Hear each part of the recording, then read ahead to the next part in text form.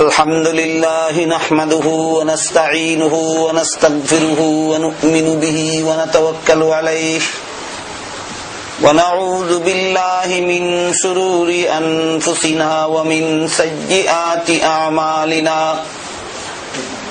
من يهده الله فلا مضل له ومن يضلله فلا هادي له ونشهد أن لا إله إلا الله وحده لا شريك له ونشهد أن سيدنا ونبينا ومولانا محمدا عبده ورسوله صلى الله تعالى عليه وعلى آله وأصحابه وبارك وسلم أما بعد فأعوذ بالله من الشيطان الرجيم بسم الله الرحمن الرحيم اليوم أكملت لكم دينكم وأتممت عليكم نعمتي ورضيت لكم الإسلام دينا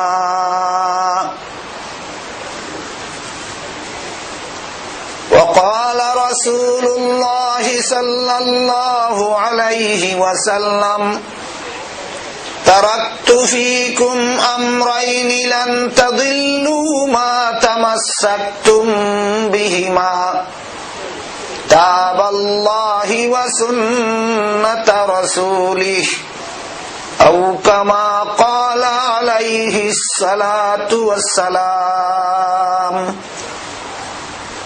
হযরত উলামায়ে কেরাম, সম্মানিত সুধী সমাজ, পবিত্র কোরআনের সর্বমোট 114 সূরার মাঝে এক সূরার নাম সূরা মায়েদা। সূরা মায়েদার 3 নম্বর আয়াত অনেক লম্বা। এই আয়াতের শেষের দিকের সামান্য একটু অংশ আমি আপনাদের সামনে তিলাওয়াত করছি। এই আয়াতের তাফসীরে অনেক অনেক জরুরি কথা আছে, যে কথাগুলি আমাদের সমাজের সর্বস্তরের মুসলমানের জানা বুঝা ইয়াদ রাখা খুব জরুরি দরকার। আরো বিভিন্ন সময় আমি বিভিন্ন সভাত ই আয়াত তেলাওয়াত করছি, কিন্তু ই আয়াতের তাফসীরের জরুরি কথাগুলি হইয়া শেষ করতাম পারছি। এর দায় আজকে আপনারা এই পরিবেশে আবার তিলাওয়াত করলাম। আল্লাহ যদি তৌফিক দেন, আপনারা মনে মনে দোয়া করুন যে এই আয়াতের তাফসীরটা কি, যে সমস্ত কথা আমাদের জন্য বেশি জরুরি বেশি দরকারি, এই সমস্ত কথা যেন আল্লাহ আমাকে আমার মুখ দিয়ে বাইর করিয়া দেন। প্রথমেই আমরা ইয়াদ রাখি যে আয়াতের অংশ তিলাওয়াত করছি, এই আয়াত সূরা মায়েদার 3 নম্বর আয়াত। এই আয়াত আল্লাহ একটা ঘটনা উপলক্ষে নাজিল করছেন। ঘটনাটারে ইসলামের ইতিহাসে বলা হয়েছে মহানবী মুহাম্মদুর রাসূলুল্লাহ সাল্লাল্লাহু আলাইহি ওয়াসাল্লামের ঐতিহাসিক বিদায় হজের ঘটনা। মহানবীর বিদায় হজ, এটা ইসলামের ইতিহাসে একটা প্রসিদ্ধ ঘটনা। ঘটনা আগাগোড়া হওয়ার টাইম নাই, সংক্ষেপে হইয়ার যদি সংক্ষিপ্ত ভাবে ইয়াদ রাখতে পারুন, তাহলে অনেক সময় কোরআন হাদিসের অনেক কথা বোঝা নির্ভর করে এই ঘটনা জানা না জানার উপর। ঘটনাটা জানলে কোরআনের অনেক কথা বোঝা সহজ হয়। মহানবীর বিদায় হজের ভাষণের ঘটনাটা জানলে হাদিসের অনেক কথা বোঝা সহজ হয়। সংক্ষেপে ঘটনাটা হইল, মুহাম্মদুর রাসূলুল্লাহ সাল্লাল্লাহু আলাইহি ওয়াসাল্লাম দুনিয়ার থেকে বিদায় হওয়ার প্রায় 3 মাস আগে জীবনের শেষ হজ করছেন। এই হজ করার পরবর্তী 3 মাসের মাঝে নবী দুনিয়ার থেকে বিদায় হইয়া গেছেন। এই কারণে নবীর এই হজটারে মহানবীর বিদায় হজ বলা হয়। আরবিতে কয় হজ্জাতুল বেদা। আমরা বাংলায় কই বিদায় হজ। হজের মাঝে 3টা ফরজ আছে। এর মাঝে সবচেয়ে বড় ফরজ হইল জিলহজ মাসের 9 তারিখে সন্ধ্যা পর্যন্ত আরফাতের ময়দানও থাকা। এই তারিখটা, জিলহজ মাসের 9 তারিখটা, যে তারিখে সন্ধ্যা পর্যন্ত আরফার ময়দানে থাকা হজের সবচেয়ে বড় ফরজ। এই তারিখটা যদি কোন বছর শুক্রবার হয়, তাহলে ওই বছর যারা হজ করেন তাদের একটা হজের দ্বারা 70টা হজের সওয়াব হয়। মুহাম্মদুর রাসূলুল্লাহ সাল্লাল্লাহু আলাইহি ওয়াসাল্লামের বিদায় হজের সময় ওই তারিখটা শুক্রবার ছিল। কাজেই এই হজের দ্বারা আল্লাহর রাসূল এবং ওনার সাথে এই বছর যারা হজে অংশগ্রহণ করেছিলেন তারা প্রত্যেকে একটা হজের দ্বারা 70টা হজের সওয়াব পাইছেন। এই আরফার ময়দানে থাকাকালে আসরের সময় আল্লাহর রাসূল আরফার ময়দানের এক পার্শ্বে একটা ছোটখাটো পাহাড় আছে, এটারে জবলে রহমত, রহমতের পাহাড় হয়। এটার উপরে উঠার মাঝে কোনো ফজিলত নাই, খাসাত তাহাত ফজিলত। এটাও ইয়াদ রাখা দরকার। আমরা অনেক আছি লোক গেলে উড়াউড়ি করুন এটার উপরে উঠার লাগে, উপরে উঠার কোনো সব নাই, খাসাত তাহার মাঝে সব। আল্লাহর রাসূল এই জবলে রহমতের খাসাত আসলা, যে উটনির মাঝে ফিটো সোয়ার হইয়া রসুল চলতা, এই উটনির ফিটো সোয়ার অবস্থায় লক্ষাধিক সাহাবায়ে কেরাম রসুলের সাথে এই হজে অংশগ্রহণ করছিলেন। এই লক্ষাধিক সাহাবায়ে কেরাম অংশগ্রহণকারী সাহাবায়ে কেরামের উদ্দেশ্যে আল্লাহর রসুল একটা মহামূল্যবান ভাষণ দিছিলেন। এই ভাষণটাকেই মহানবীর বিদায় হজের ভাষণ বলা হয়। এটার সন তারিখ ইয়াদ রাখলে আয়াতের তাফসীর বোঝা সহজ হইব। 10ম হিজরি সন, রাসূল মক্কা শরীফ থেকে হিজরত করিয়া মদিনা শরীফ যাওয়ার 10 বৎসর পরে। কত হিজরি সন? 10ম হিজরি সন। জিলহজ মাস 9 তারিখ শুক্রবার আসরের সময়। 10ম হিজরি সন জিলহজ মাসের 9 তারিখ শুক্রবার আসরের সময় আরফার ময়দানে অবস্থানকালে জবলে রহমতের পাদদেশে রাসূল আপন বাহনের পিঠে আরোহিত অবস্থায় লক্ষাধিক সাহাবায়ে কেরামের উদ্দেশ্যে যে ভাষণ দিয়েছিলেন, এটাকে ইসলামের ইতিহাসে মহানবীর বিদায় হজের ভাষণ বলা হয়। অতহান কথা ইয়াদ রাখলে অনেক কথা বোঝা সহজ হয়ে যাবে। ফাউরি লাইলে অনেক কথা আবার আমার দই রাখা লাগবে। মেহরবানি করে হোক, কোন সন, কোন মাস, কোন তারিখ, কিবার, কোন সময় আল্লাহ রাসূলের ভাষণ দিয়েছেন। এই ভাষণটার নাম মহানবীর বিদায় হজের। এই ভাষণের এক পর্যায়ে রাসূল উপস্থিত সমস্ত সাহাবায়ে কেরামদেরকে জিজ্ঞাসা করছিলেন যে আল্লাহ আমার কাছে যত কথা নাজিল করছেন সারা কথা তোমার কাছে পৌঁছাইছি কিনা। সাহাবায়ে কেরামে সাক্ষী দিলেন, হ্যাঁ আল্লাহ আপনার কাছে যত কথা নাজিল করছেন সারা কথা আপনি আমার কাছে পৌঁছাইছেন। তখন রাসূল আল্লাহরে সাক্ষী করিয়া কইলে, আল্লাহ তুমি সাক্ষী থাকো, তোমার বন্দারা স্বীকার করলো তুমি আমার কাছে যা কিছু নাজিল করছো সারা আমি তোমার বন্দারার কাছে পৌঁছাইছি। এর কারণ এর আগে আরেক আয়াত নাজিল করিয়া আল্লাহ কইছিলা, ইয়া আইয়ুহার রাসূল বাল্লিগ মা উনজিলা ইলাইকা মির রাব্বিক, হে রাসূল করিম সাল্লাল্লাহু আলাইহি ওয়াসাল্লাম আপনার কাছে আপনার রবের পক্ষ থেকে যা কিছু নাজিল করা হয় সবগুলি আমার বান্দাদের কাছে পৌঁছাইয়া দাও। ওয়া ইল্লাম তাফআল, একটা কথাও যদি পৌঁছানির বাকি থাকে, ফামা বাল্লাগতা রিসালাতাহু, আপনারে রাসূল বানায়া যে দায়িত্ব দেওয়া হয়েছিল দায়িত্ব আদায়িত নাই। একটা কথাও যদি পৌঁছানির বাকি থাকে তাহলে রাসূল হিসাবে আপনার দায়িত্ব পুরা হবে না। সহজ কথা না কঠিন কথা? এর দায় রাসূলে একবার সাহাবায়ে কেরামরে জিজ্ঞাসা পৌঁছাইছি নি সারা কথা, বলে পৌঁছাইছেন, বাদে আল্লাহরে সাক্ষী করছেন, আল্লাহ তুমি সাক্ষী থাকো আমি পৌঁছাইছি। এই কথা কোয়ার উপরে আল্লাহ সূরা মায়েদার ৩ নম্বর আয়াত নাযিল কইরা বলেন, আল ইয়াউমা আকমালতু লাকুম দীনাকুম, আজকে আমি তোমাদের দ্বীনকে পরিপূর্ণ করিয়া দিলাম।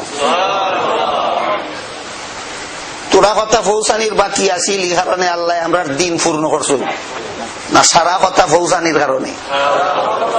তাহলে আল্লাহ স্বীকার করলা যে সব কথা পৌঁছাইছেন। এখানে 3টা সাক্ষী। 1 নম্বর সাহাবায়ে কেরাম বলেন, আপনি সব কথা আমরার কাছে পৌঁছাইছেন। 2 নম্বর রসুলে বলেন, আমি আল্লাহর সব কথা তোমার কাছে পৌঁছাইছি।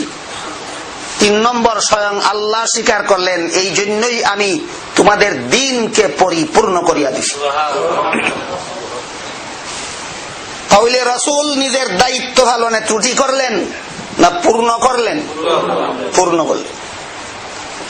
এর বাদেও যদি কেউ হয় রসুলে নিজের দায়িত্ব পালনে ত্রুটি করছিল, গতিকে আল্লাহর কাছে মাফ চাইতে হইবা, তাহলে তার ইসলামটা কোন ইসলাম হইব? ওটা বোঝা দরকার। রাসূলের 23 বছরের নবুয়তি জিন্দেগিতে নবুয়তের দায়িত্ব পালনে ত্রুটি করছিল,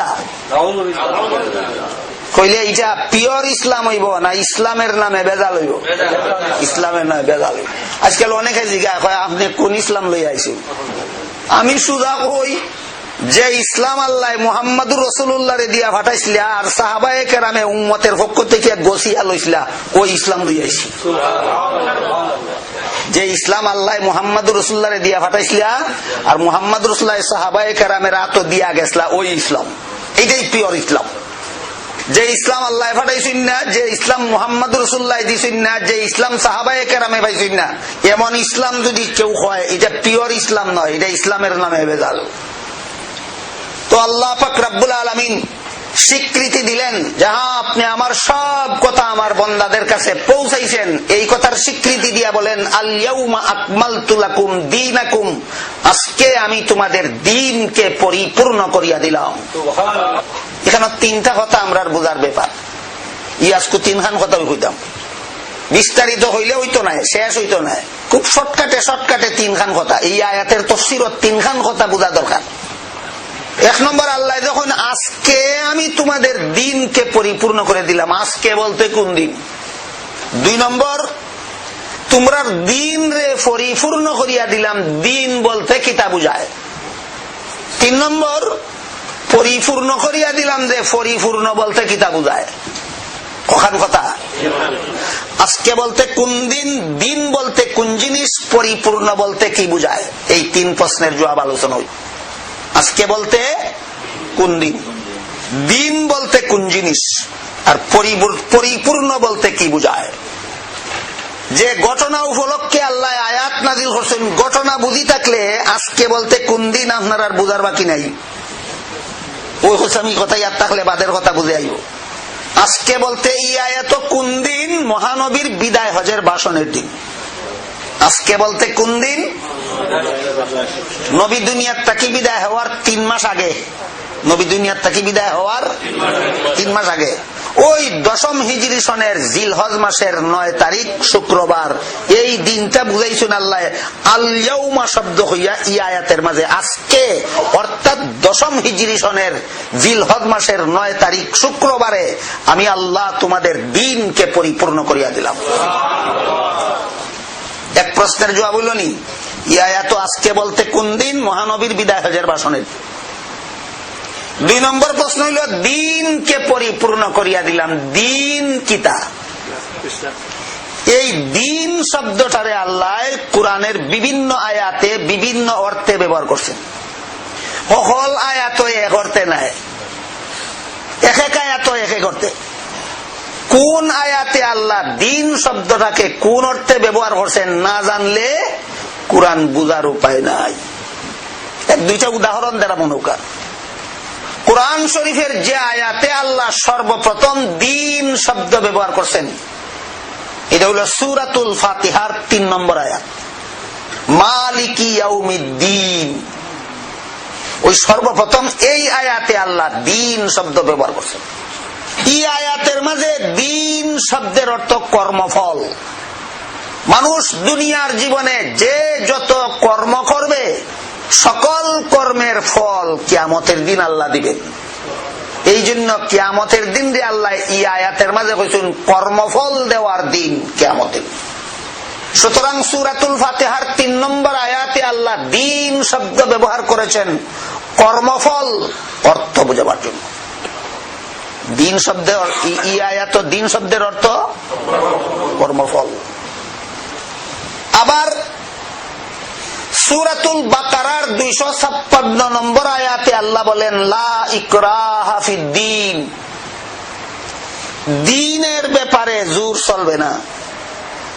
এখানে দিন শব্দের অর্থ কর্মফল নয়, কারণ কিয়ামতের দিন পাপিষ্ঠরারে কর্মফল জোরে ওই দেওয়া হইব, খুশি হইয়া নিত না কেউ।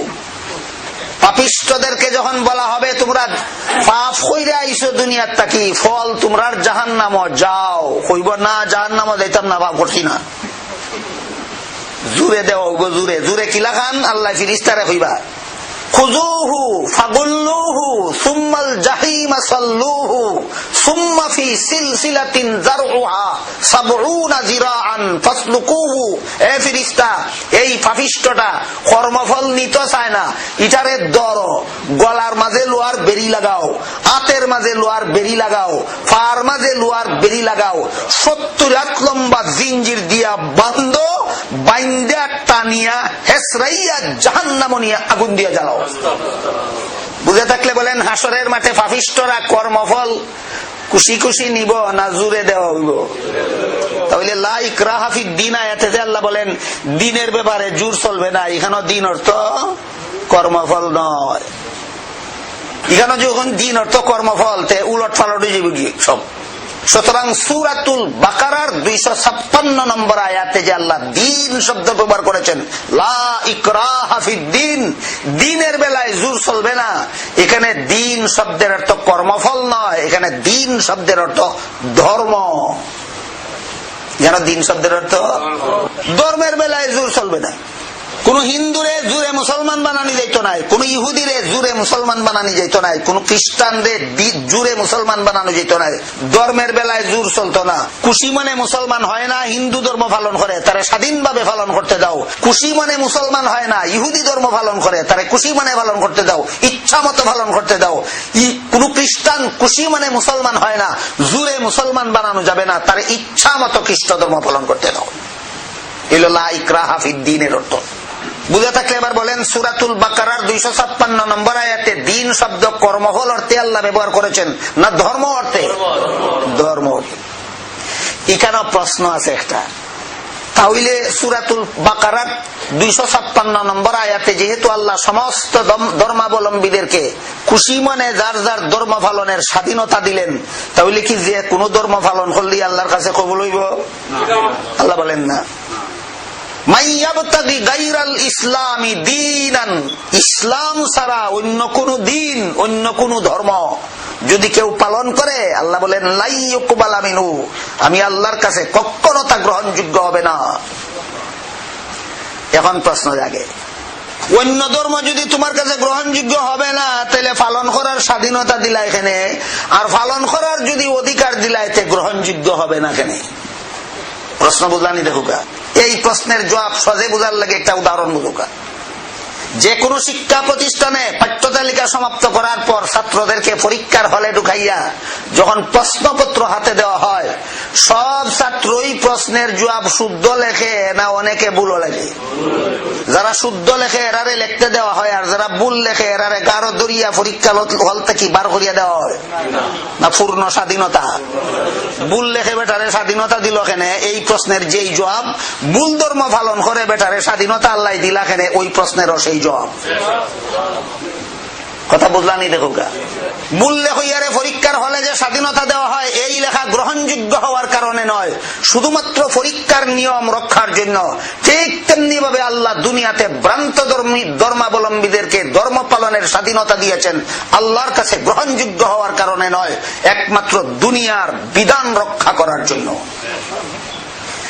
গেল সূরাতুল বাকারার 256 নম্বর আয়াতে আল্লাহ দিন শব্দ কোন অর্থে ব্যবহার করছেন? ধর্ম অর্থে। সূরা শূরার 13 নম্বর আয়াত, এখানে আল্লাহ বলেন আকিমুদ্দিন, দিন কায়েম করো। দিন কায়েম করো। এখানে দিন শব্দ কর্মফল অর্থেও আল্লাহ ব্যবহার করেন নাই, এখানে দিন শব্দ ধর্ম অর্থেও ব্যবহার করেন নাই। আকিমুদ্দিন আয়াতে আল্লাহ দিন শব্দটারে ব্যবহার করেছেন ইসলামের সহিহ আকীদা বিশ্বাস অর্থ বুঝাইবার জন্য। ইসলামের সহিহ আকীদা বিশ্বাস। ইসলামের নামে গলত কথা বিশ্বাস করলে ইসলাম হইতো না। আপনারা জানা মতে কাদিয়ানীরা নিজেরার নাম দিছে আহমদিয়া মুসলিম জমাত। আহমদিয়া মুসলিম জমাত নাম দিয়া কয় গোলাম আহমদ কাদিয়ানী আল্লাহর রসুল। অন্য ধর্মের নামে কয় না ইসলামের নামে কয়? ইসলামের নাম নিয়া যেসাটা হইয়া দিলে ইসলাম হয় না। ইসলাম আল্লাহ মুহাম্মদুর রাসূলুল্লাহর মাধ্যমে দিয়া পাঠাইছেন, সাহাবায়ে কেরাম গ্রহণ করেছেন, ওইটা হইল পিওর ইসলাম। হাদিস শরীফে আল্লাহ রাসূল বলেন, লা তাকুমুস সাআতু হাত্তা ইউবাসা দাজ্জালুনা কাযযাবুনা কুল্লুহুম ইয়াজামু আন্নাহু নাবিয়্যুন ওয়া আনা খাতামুন নাবিয়্যিন লা নাবিয়্যা বাদি। আমার পরে কিয়ামত পর্যন্ত যারা নবী হওয়ার দাবি করবে সবাই হবে মিথ্যাবাদী দাজ্জাল, কারণ আল্লাহ আমাকে খাতামুন নাবিয়্যিন বানাইছেন। খাতামুন নাবিয়্যিনের অর্থই হলো যার পরে আর কেউ নবী হবে না। কাজেই মুহাম্মদুর রাসূলুল্লাহর 1300 বছর পরে জন্ম ইয়া গোলাম আহমদ কাদিয়ানী নবী দাবি করার পরে এরেও যারা নবী মানে এরাও যদি কয় আমরার কাছে ওই ইসলাম আছে। ইসলাম আছে না লেভেল আছে? ইসলাম নাই, ইসলামের লেভেল আছে। কাজে কাজই ইসলাম নাম দিলে ইসলাম হইতো না। ইসলামের পিওর আকীদা বিশ্বাসে অটল থাকো। ইসলামের বিশুদ্ধ আকীদা বিশ্বাস বুঝাইবার জন্য আল্লাহ পাক রব্বুল আলামিন সূরা শূরার 13 নম্বর আয়াতে আকিমুদ্দিন শব্দ ব্যবহার করেছেন। দিন কায়েম করো, ইসলামের সহিহ আকীদা বিশ্বাসে অটল থাকো। সূরা শূরার 13 নম্বর আয়াতে দিন শব্দের অর্থ ইসলামের সহিহ আকীদা বিশ্বাস। ইসলামের সহিহ আকীদা বিশ্বাস। সূরা মায়েদার 3 নম্বর আয়াতে, যেটা আমি আজকে তিলাওয়াত করছি, আল ইয়াউমা আকমালতু লাকুম দীনাকুম, আজকে আমি তোমাদের দ্বীনকে পরিপূর্ণ করে দিলাম। এখানে দিন শব্দ কর্মফল অর্থেও নয়, এখানে দিন শব্দ ধর্ম অর্থেও নয়, এখানে দিন শব্দ আকীদা বিশ্বাস অর্থেও নয়। এখানে আল্লাহ পাক রব্বুল আলামিন দিন শব্দ ব্যবহার করেছেন ইসলামের বিধিবিধান অর্থ বুঝাইবার জন্য। ইসলাম ধর্ম পরিপূর্ণ আজকে করিয়া দিছে না, ইসলামের বিধিবিধান পরিপূর্ণ করিয়া দিছে। বেশ কম বোঝা। একটা হলো ইসলাম ধর্ম পরিপূর্ণ করিয়া দিছি, আর একটা হলো ইসলামের বিধিবিধান পরিপূর্ণ করিয়া দিছি। ইসলাম ধর্ম পরিপূর্ণ করা আর ইসলামের বিধিবিধান পরিপূর্ণ করা এক কথা নয়। এটা বোঝার লাগে আরেকটা কথা বোঝা। আজকে আমি তোমাদের দ্বীনকে পরিপূর্ণ করে দিলাম। এই আয়াত নাজিল হইছে নবী দুনিয়ার থেকে বিদায় হওয়ার কতদিন আগে? 3 মাস আগে। নবী দুনিয়ার থেকে বিদায় হওয়ার মাত্র 9 দিন আগে আল্লাহ আরেক আয়াত নাজিল করছেন। এই আয়াত হইল আল্লাহ বলেন, ওয়াত্তাকু ইয়াউমান তুরজাউনা ফীহি ইলাল্লাহ সুম্মা তুওয়াফফা কুল্লু নাফসিম মা কাসাবাত ওয়া হুম লা ইউযলামুন। এই আয়াত নবী দুনিয়ার থেকে বিদায় হওয়ার মাত্র 9 দিন আগে নাযিল হয়েছে। তোমাদের দ্বীনকে পরিপূর্ণ করিয়া দিলাম আয়াত নাযিল হইল 3 মাস আগে। আর ওই দিনকে ভয় করো যেদিন তোমাদের সবাইকে আল্লাহর কাছে ফিরে যেতে হবে এবং প্রত্যেককে আপন আপন কর্মফল ভোগ করতে হবে। এই আয়াত নাযিল হইছে 9 দিন আগে। 3 মাস আগে যে আল্লাহ বলেন তোমাদের দ্বীনকে পরিপূর্ণ করিয়া দিলাম, ওইখানে যদি দ্বীন অর্থ বলেন ধর্ম, তাহলে অর্থ দাঁড়ায় নবী দুনিয়ার থেকে বিদায় হওয়ার 3 মাস আগে আল্লাহ আমরা ধর্মরে পরিপূর্ণ করে দিয়েছি। আচ্ছা ঠিক আছে, একটু সময়ের লাগে যদি মানা যায় যে নবী দুনিয়ার থেকে বিদায় হওয়ার 3 মাস আগে আল্লাহ আমরা ধর্মরে, আমরা ইসলাম ধর্মরে পরিপূর্ণ করিয়া দিলাইছেন, তাহলে এর আরো ফোনে 3 মাস বাদে যে আল্লাহ আরেক আয়াত নাজিল করলা, এই আয়াত ধর্মের ভিতরে না বাইরে? তো কোরআনের এক আয়াত যায় কি ধর্মের বাইরে? এই কারণে 3 মাস আগে যে আয়াত হইছেন আজকে তোমাদের দ্বীনকে পরিপূর্ণ করে দিলাম, এখানে দ্বীন অর্থ ধর্ম নয়, এখানে দ্বীন অর্থ বিধিবিধান। ইসলাম ধর্মের বিধিবিধান পরিপূর্ণ করে দিলাম। আর দুনিয়ার থেকে বিদায় হওয়ার 9 দিন আগে যে আয়াত নাযিল হইছে, এই আয়াত কোনো বিধিবিধান নাই, আছে ওয়াজ নসিহত। বিধিবিধান আছে না ওয়াজ নসিহত আছে? তাহলে শুধু বিধানের নাম কোরআনের বিধিবিধানের নাম ইসলাম ধর্ম, না কোরআনের যত আয়াতে ওয়াজ নসিহত আছে সবগুলি মিলাইয়া ইসলাম ধর্ম? এখন অনুকা পবিত্র কোরআনের প্রায় 6,500 আয়াতের মাঝে বিধিবিধান আছে মাত্র 500 আয়াত। বিধিবিধান আছে কত আয়াতে? 500 আয়াতে। আর কত রইল? 6,000 আয়াত কোনো বিধিবিধান নেই, খালি ওয়াজ। 6,000 আয়াত কিতা আছে? তখন শুধু ইসলামের বিধানকে যদি আপনি ইসলাম ধর্ম বলেন, 6,000 আয়াত ইসলাম ধর্মটা কি বাইরা যায় না? বুঝরা না কথা? ইসলামের বিধিবিধানের নাম শুধু ইসলাম ধর্ম নয়, ইসলামের বিধিবিধান এবং ইসলামের ওয়াজ নসিহত সব তার সমষ্টির নাম ইসলাম ধর্ম। 6,000 আয়াতে ওয়াজ নসিহত আছে, ওটাও ইসলাম ধর্মের ভিতরে। 500 আয়াতে বিধিবিধান আছে, ওটাও ইসলাম ধর্মের ভিতরে। ইসলাম ধর্ম ওয়াজ বাদ দিয়া শুধু বিধানের নাম হয় না, বিধান বাদ দিয়া শুধু ওয়াজের নাম ইসলাম ধর্ম হয় না। ওয়াজ এবং বিধান, ওয়াজ আল্লাহ 6,000 আয়াত কেন করছেন? মানুষের অন্তরের মাঝে বিধান পালনের আগ্রহ তৈয়ার করার জন্য, যাকে আমাদের ভাষায় ভক্তি বলতে পারি। 500 আয়াতে বিধান আছে, 6,000 আয়াতে ভক্তির কথা আছে। বিধান এবং ভক্তির সমষ্টির নাম ইসলাম ধর্ম। ভক্তি ছাড়া বিধান এটা নাস্তিক্যবাদী, আর বিধান ছাড়া ভক্তি বৈরাগ্যবাদী। ইসলামে নাস্তিক্যবাদও নাই, বৈরাগ্যবাদও নাই। এই জন্য শুধু বিধানের নাম ইসলাম নয়, শুধু ভক্তির নাম ইসলাম নয়, বিধান এবং ভক্তির সমষ্টির নাম ইসলাম। এই জন্য 500 আয়াতে যে বিধান আছে এইটাও ইসলাম, 6,000 আয়াতে যে ওয়াজ আছে সেইটাও ইসলাম। সুতরাং 3 মাস আগে যে কইলেন তোমাদের জন্য তোমাদের দিনকে পরিপূর্ণ করিয়া দিলাম, এখানে দিন অর্থ যদি এখন ইসলাম ধর্ম পরিপূর্ণ করিয়া দিলাম, তো 9 দিন আগে যে আয়াত না দিলেছি এই আয়াত ইসলাম ধর্মের বাইরে যায়। কথা বুঝলানি না? বুঝলা না? এই কারণে মুফাসসিরিন کرام লিখেছেন সূরা মায়েদার 3 নম্বর আয়াতে যে আল্লাহ বলেছেন আজকে আমি তোমাদের দিনকে পরিপূর্ণ করিয়া দিলাম, এখানে দিন অর্থ ইসলামের বিধিবিধান পরিপূর্ণ করিয়া দিলাম। ইসলামের বিধিবিধান প্রথমত 2 প্রকার, একটারে কয় আকীদা বিশ্বাস, আর একটারে কয় আমল আখলাক। ইসলামের বিধিবিধান প্রথমত কত প্রকার?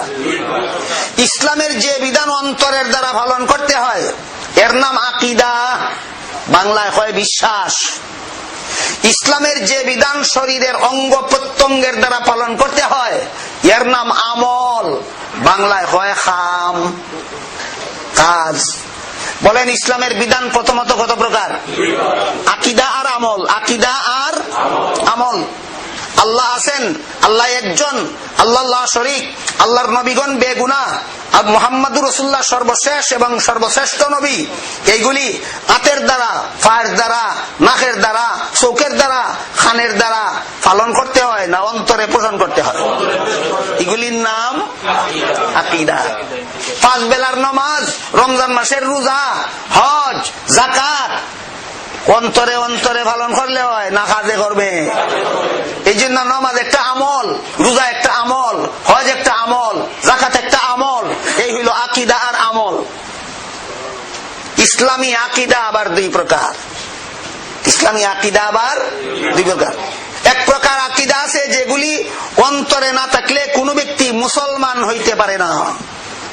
আরেক প্রকার আকীদা আছে যেগুলি অন্তরে না থাকলেও মুসলমান হইতে পারে, কিন্তু পিওর মুসলমান নয়, বেজালি। ইসলামী আকীদা কত প্রকার হইল? আপনারা বেজালি মুসলমান হইবা না পিওর? তাহলে যে আকীদা ছাড়া মুসলমান হওয়া যায় না এটাও অন্তর থাকা লাগবো, আর যে আকীদা ছাড়া মুসলমান পিওর হয় না সেইটাও অন্তরে থাকা লাগবে। যে আকীদার দ্বারা মুসলমানের মুসলমানি পিওর হয়, নির্ভেজাল হয়, ইসলামের ওই আকীদাকেই আহলে সুন্নাত ওয়াল জামাতের আকীদা বলা হয়। সাবাহল কিছু কঠিন হইব, কারণ বেশি মূল্যবান খানি তৈরি করতে কিছু মেহনত লাগে, খরচও কিছু লাগে। কিছু কঠিন হইব, একটু মনোযোগ দিয়া শুনুন, যেন বহুত বহুত গুরুত্বপূর্ণ কথা আপনারা শোনানোর চেষ্টা করি। যে সমস্ত আকীদা ছাড়া মুসলমান হওয়া যায় না এইগুলির ইমানে মুফাসসলের ভিতরে উলামায়ে কেরাম ঢুকাইয়া দিয়েছেন কোরআন হাদিসের দলিল দিয়া। আমানতু বিল্লাহি ওয়া মালাইকাতিহি ওয়া কুতুবিহি ওয়া রুসুলিহি ওয়াল ইয়াউমিল আখিরি ওয়াল কদরি খাইরিহি ওয়া শাররিহি মিনাল্লাহি তাআলা ওয়াল বাসি বাদাল মাউত। আমি আল্লাহ বিশ্বাস করলাম, অন্তরে না থাকলে মুসলমান হবে না। আমি আল্লাহর ফেরেশতা বিশ্বাস করলাম, অন্তরে না থাকলে মুসলমান হবে না। আমি আল্লাহর নাজিল করা আসমানি কিতাব বিশ্বাস করলাম, অন্তরে না থাকলে মুসলমান হবে না। আমি আল্লাহর প্রেরিত নবী রাসূল বিশ্বাস করলাম, অন্তরে না থাকলে মুসলমান হবে না। আমি আল্লাহর নির্ধারিত ভাগ্য তালিকা তকদির বিশ্বাস করলাম, অন্তরে না থাকলে মুসলমান হবে না। আমি পরকাল বিশ্বাস করলাম, অন্তরে না থাকলে মুসলমান হবে না। এইগুলি হলো এমন আকীদা যেগুলি অন্তরে না থাকলে মুসলমান হয় না। কিন্তু তুমি যে আল্লাহ বিশ্বাস করছো, আল্লাহরে কেমন বিশ্বাস করছো ব্যাখ্যা দিতে হবে। ব্যাখ্যা যদি সহি হয় তে পিওর মুসলমান, আহলে সুন্নাত ওয়াল জামাত। ব্যাখ্যা যদি গলত হয়, আল্লাহ বিশ্বাস করছো গতিকে মুসলমান, কিন্তু তোমার মুসলমানিতে ভেজাল আছে, তোমার ব্যাখ্যা গলত। ফেরেশতা কেমন বিশ্বাস করছো ব্যাখ্যা দেওয়া লাগবো, নবীগণ কেমন বিশ্বাস করছো ব্যাখ্যা দেওয়া লাগবো। নবী রাসূলগণ যদি হয় নবী রাসূল বিশ্বাস করি না, বেঈমান। আর যদি হয় নবী রাসূল বিশ্বাস করি, তবে নবী রাসূল বেগুনাহ না, নবী রাসূল গুনাহগার। এ বেঈমান না, কাফির না, কিন্তু মুসলমান নামের ভেজাল, এ ইসলামের কলঙ্ক। আপনারা বলুন, আমার কথা বুঝে থাকলে নবী রাসূল বিশ্বাস করেননি তে মুসলমান হইছি। নবী রাসূল গুনাহগার না বেগুনাহ তে আহলে সুন্নাত ওয়াল জামাত হইছে। যদি হয় নবী বিশ্বাস করি না, এ বেঈমান। যদি হয় নবী বিশ্বাস করি, নবী গুনাহগার, এ বেঈমান না, এ পথভ্রষ্ট, এ বেজাল মুসলমান। আর যদি হয় নবী বিশ্বাস করি, নবী বেগুনাহ, তাহলে নির্বেজাল মুসলমান, নাম তার আহলে সুন্নাত ওয়াল জামাত। কেমনে মুসলমান হয় আর কেমনে নির্বেজাল মুসলমান হয় একটু আন্দাজ পাইলে নি দেখুকা। যারা নবীর আরে গুনাহগার কয়, তারা পিওর মুসলমান না বেজাল মুসলমান? আবার তারার পক্ষে দলিল আছে কোরআনের আয়াতই। আল্লাহ পাক রব্বুল আলামিন কোরআনের আয়াতে বলেন, আদম আলাইহিস সালামকে জান্নাতে দিয়া বলছিলেন, ইয়া আদম উসকুন আনতা ওয়া যাওজুকাল জান্নাতা ওয়া কুলা মিনহা রাগাদান হাইসু শিতুমা ওয়া লা তাকরাবা হাযিহিশ শাজারাতা ফাতাকুনা মিনাজ জালিমিন। হে আদম হাওয়া, জান্নাতে বসবাস করো, সব রকমের ফলমূল খাও। একটা গাছ দেখাইয়া কইলেন, এই গাছের ফল খাইবা দূরের কথা, এর ধারে কাছেও যাইও না। শেষ পর্যন্ত ইবলিসে ধোঁকা দিয়া খাওয়াইছে। আল্লাহ নিষেধ করছিলেন খাইতা না, তার বাদেও খাইছেননি। গুনাহ হইল না থেকে দিল কিতা হইল একটু বাদে কইব। এর আগে একটা উদাহরণ কই। সামনে রমজান মাস আর নি। রমজান মাসের দিনের বেলায় এক রোজাদার রোজার কথা ভাউরি লাইছে, খাইয়া কোনটা খানা পিনা করি লাইছে। এই ব্যাপারেও তফসির মজার কথা লেখা আছে। কইলাই কতখান ফার্মু সময়ের ভিতরে জানি না, যতখান সামনে আয় কইলাই। তফসিরের কিতাবে লেখা আছে, রোজাদার রমজানের দিনের বেলায় রোজাদার রোজার কথা ফাউরি লাইছে, খানা পিনা করতে বই গেছে কি। যদি জন বেটা হয় আর তোমরা কেউ দেখিলাও, লগালগ ইয়া ধরাই দাও, মুখের তা বার করিয়া ফালিয়া কুলি করিলেই তো রোজা হয়ে যাব। আর যদি বুড়া বেটা হয় আর রোজার কথা ফাউরিয়া খানা পিনাত বই গেছি কি, তুমি দেখিলাও, মাইতো না। খানা শেষ করিয়া পানি উনি খাইয়া কুলি উলি কইরা আনলে বাদে কই, অবা যা খাইবার খাইছো, তুমি রোজা রাখছো আর খাইও না। আল্লাহ রসুলে ফরমাইন, তারে আল্লাহ খাওয়াইছো। কৌকা কি পরিমাণ গুনাহ হইল তার, কি পরিমাণ গুনাহ হইছে না? কেনে জানি শুনি আল্লাহর বিরুদ্ধাচরণ করছে না ফাউরি লাইছে? আল্লাহ পাক রব্বুল আলামিন আদমের জান্নাতে নিষিদ্ধ গাছের ফল খাওয়া সম্পর্কে বলেন, ফাদাসিয়া আদম, আদমে ফাউরি লাইছে। তুমি ফাউরি লাইলে গুনাহ হয় না, নবী ফাউরি লাইলে গুনাহ হয়। পণ্ডিতি শিখছ হো, তুমি ফাউরি লাইলে গুনাহ হয় না, নবী ফাউরি লাইলে গুনাহ হয়। বুঝে থাকলে বলেন, নবী বিশ্বাস করে মুসলমান হইছি, নবীরে বেগুনাহ বিশ্বাস করে আহলে সুন্নাত ওয়াল জামাত হইছি। নবী বিশ্বাস করে না তে কাফির, নবী বিশ্বাস করে নবীরে গুনাহগার হয়, এ পথভ্রষ্ট মুসলমান, বেজাল মুসলমান। নির্বেজাল মুসলমান নয়, আহলে সুন্নাত ওয়াল জামাতের মুসলমান নয়। তাহলে আমি যে আল্লাহ বিশ্বাস করলাম, ফেরেশতা বিশ্বাস করলাম, আসমানি কিতাব বিশ্বাস করলাম, নবী বিশ্বাস করলাম, তাকদীর বিশ্বাস করলাম, আখিরাত বিশ্বাস করলাম, কোন ব্যাখ্যা মতে বিশ্বাস করলে পিওর হয় আর কোন ব্যাখ্যা মতে বিশ্বাস করলে বেজাল হয়, এর স্কেল কিতা? সাহাবায়ে কেরামে জিজ্ঞাসা রাসূল, স্কেল কিতা? আল্লাহ রাসূল ফরমান, স্কেল দুইটা।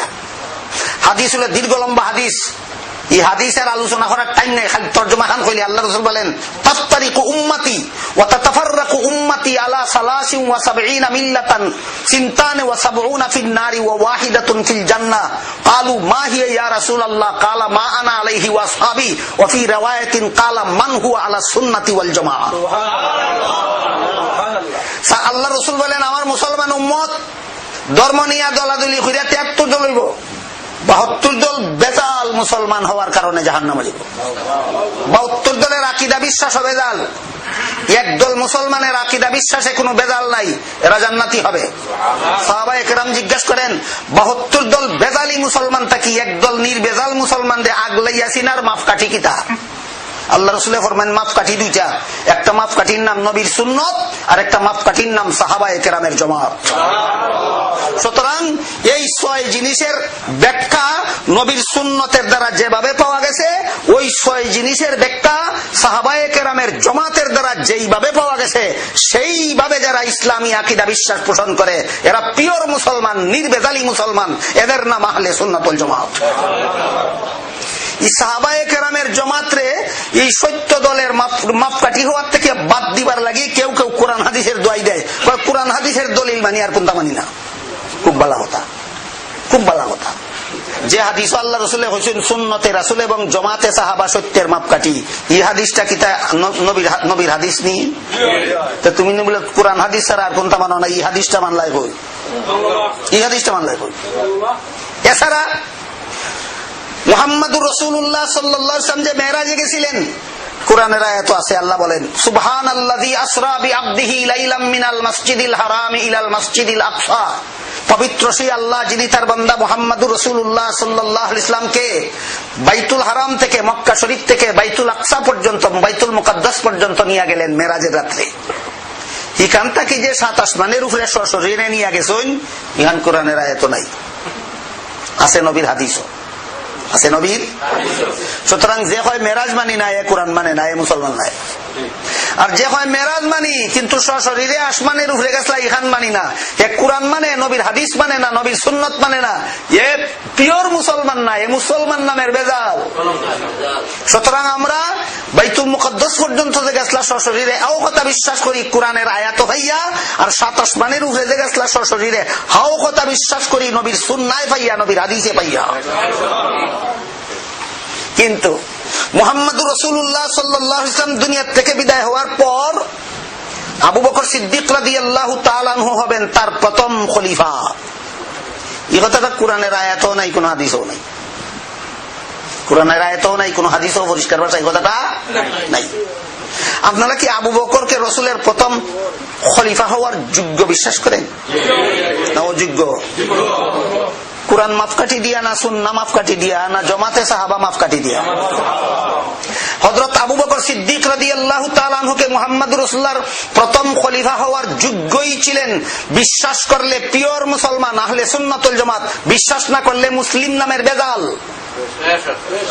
আর যদি বলেন আবু বকরকে আমরা মুহাম্মদুর রাসূলুল্লাহর প্রথম খলিফা হওয়ার যোগ্য বিশ্বাস করি, কোরআন মাপকাঠির দ্বারা প্রমাণিত নয়, সুন্নাহ মাপকাঠির দ্বারা প্রমাণিত নয়, জামাতে সাহাবা মাপকাঠির দ্বারা প্রমাণিত। সুতরাং বেজাল মুসলমান আর নির্বেজাল মুসলমান যাচাই করার মাপকাঠি দুইটা, সুন্নতে রাসূল এবং জামাতে সাহাবা। যারা মানে তারাই আহলে সুন্নাত ওয়াল জামাত, পিওর মুসলমান। যারা মানে না তারা মুসলমান নামের বেজাল। গেল ইসলামী আকীদা 2 প্রকার না, প্রসঙ্গ ভাবিলেছি। ইসলামের বিধান প্রথমত 2 প্রকার, আকীদা আর আমল। আকীদা আবার 2 প্রকার, যে আকীদা ছাড়া কাফির হয় আর যে আকীদা ছাড়া মুসলমান নামের বেজাল হয়। এই সামান্য সংক্ষিপ্ত আলোচনা গেল। এখন হইল মুসলমানের আমল।